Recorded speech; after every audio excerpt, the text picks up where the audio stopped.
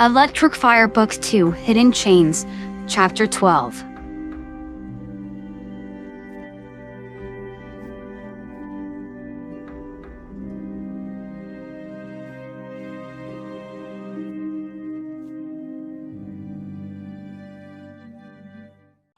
Dr. Robotnik's point of view. The truck has been on the road for quite some time. It would take a while before we'd arrive to Green Hills in search of that blue pest. Metal Sonic returned about an hour ago. I had a feeling Shadow would fail us anyway. Metal Sonic returned beat up, but not heavily. He was still able to function properly, but according to Metal Sonic, he was beaten by that blue hedgehog. He was able to take away his energy, but Shadow hadn't come back, and I couldn't track him either. The other hedgehog was holding him hostage, or they've teamed up. Stone has put too much trust into the other hedgehog. I sighed. I don't think I could trust Stone's judgment. It was time for Plan B. I put the truck into auto mode so it would drive on its own. Stone stayed in the passenger seat. He didn't follow me to the back of the truck to the lab, but Metal did. Robots were more trustworthy, I've always thought, but it seems they're better than anthropomorphic hedgehogs as well. Humans and hedgehogs weren't trustworthy in the slightest. Though Stone had been very loyal as a partner, he is probably the only human that is trustworthy. He just needs to work on his judgment. Little did Shadow know that I had taken a few samples from him, as in a quill and a piece of his chest fur, when he was unconscious before. It was back when I had to make him those bands to help him contain his power. But now it is time to put these materials to good use.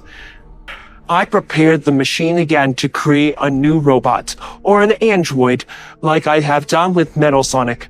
But this time, I was going for an exact replica. A replica of Shadow. I had to use the computer and copy the blueprints I used for Metal onto a new page.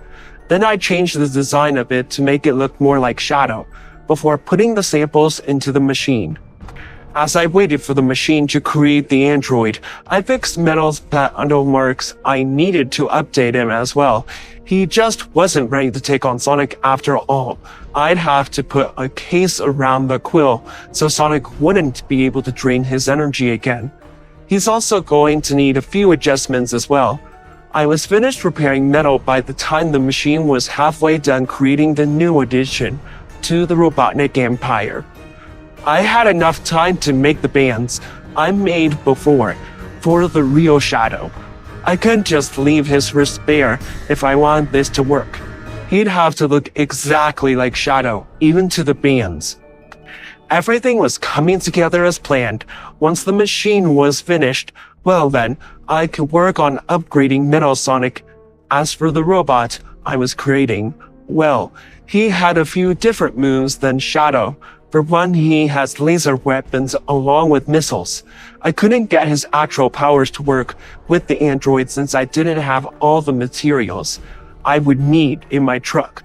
So actual weapons would have to work as long as Stone didn't try to get him to use any moves. We would be okay.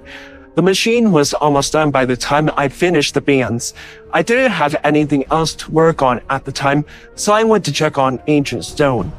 By now, it was dark out. The truck was still driving on the road just fine. No traffic at the least. Stone had fallen asleep. I checked back on the machine right as it hit 100%. The truck hit a bump, causing a bunch of things to fall onto the floor. But I didn't care. As I peered through the glass door, my newest creation was successful. He looked exactly like his hedgehog counterpart. Way more than Metal Sonic. I opened the door to pull the bands over his metallic wrists. It felt different to me. I was used to handling the real hedgehog, but this was all metal. The gloss and shoes were so realistic looking to its material, but yet he's 100%.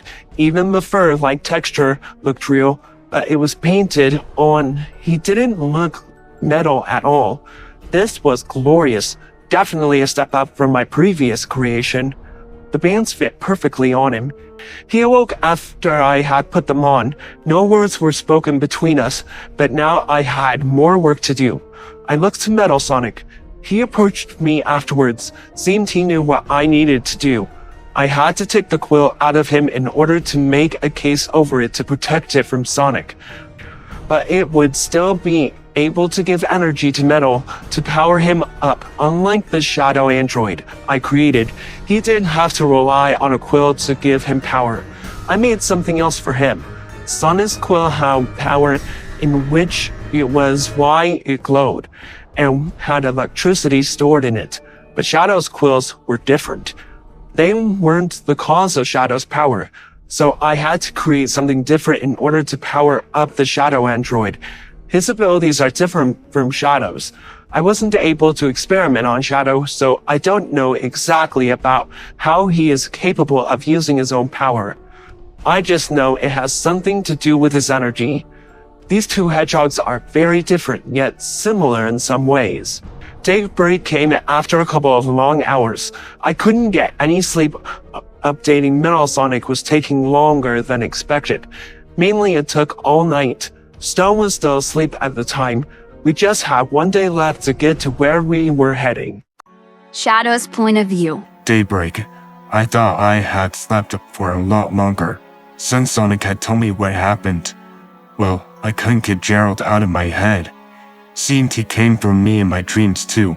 There wasn't anything I could do. I sat up after waking. Sonic was still asleep. I didn't bother to wake him. I went downstairs only to see Tom sitting alone at the kitchen table. Ozzy sat in front of him. A plate was sitting on the table next to his arm, his head leaning against his hand. He looked sleepy. On the plate was a donut with a bite taken out of it. He also had a mug sitting on the table. Steam was coming from the contents of the mug had in it. It was hard to tell what the drink was. I pulled out a chair and sat with him at the table. He didn't move though. At least I didn't disturb him. He wasn't exactly dressed for work. Maybe he didn't get much sleep either. I thought before crossing my arms on the table, laying my head down on top of them, like my arms were a pillow. A soft sigh escaped me. I still felt tired, but when I closed my eyes, an image of Gerald came into my mind. I opened my eyes quickly.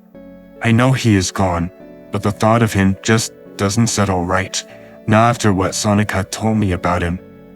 It would be best if I could just forget him now and move on. After all, there are bigger things to worry about, like Gun. I was starting to get the same feeling as before. I wasn't safe here. I doubt anywhere on this planet would be deemed as safe for me. I may have to go to another planet. I decided against the thought of leaving this place. I didn't want to leave my new friends. Perhaps I could find a way to stay here. I mean, it worked for Sonic, so maybe it could work for me. Tom moved a bit, which got my attention. He was alert now, looking around a bit before noticing me. He yawned a bit, but said nothing. We exchanged glances, but that was it. Tom seemed a bit too tired to speak. I don't feel like talking anyways. I didn't know what to say. Tom reached for the mug and took a sip of it. The steam was starting to die down now.